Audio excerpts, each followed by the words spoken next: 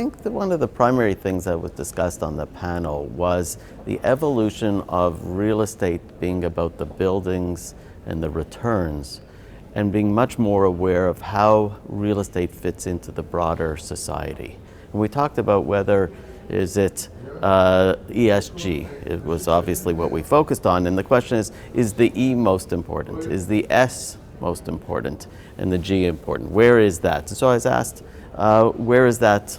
How does that differ across the world? And one of the interesting things I've observed is here in Europe, and it's been like this for many years, is the focus, not to the exclusion of the other factors, but the clear focus has been the E. And Europe has been really a thought leader when it comes to climate change and decarbonisation. That cannot be said about North America.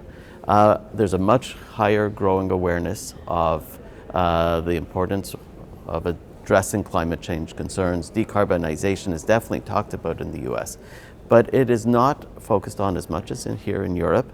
And I would say, in fact, social factors have really almost superseded the importance. Now, they are not necessarily mutually exclusive, but I would say right now the S and the social component is actually probably the most important priority right now among the three ESG. ULI wants to have an impact on the communities it serves. We have 46,000 members. We've heard from our members. They have three priorities that they would like us to focus on. One of them is decarbonisation. One of them is housing affordability. And then finally, diversity, equity, and inclusion. It has to be at the core of how we address things, and by bringing in a new diverse set of real estate professionals. So those are three priorities that have been identified by our members. And my goal is to make an impact and help ULI be a thought leader in each of those three topics. So can we have an impact in our countries, our cities, and our communities? We talk about issues that are global. No one continent, country, city has a monopoly on the answer. I would make the case that the thought leadership for climate change is here in Europe.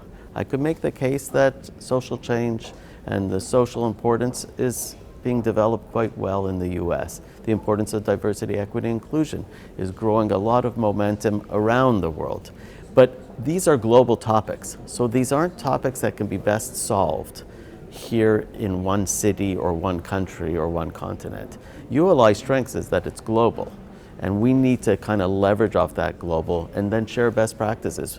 We can just make things better. We have the tools, we have the members that can enable it. We just have to harness that power and kind of seize the moment. This is ULI's moment.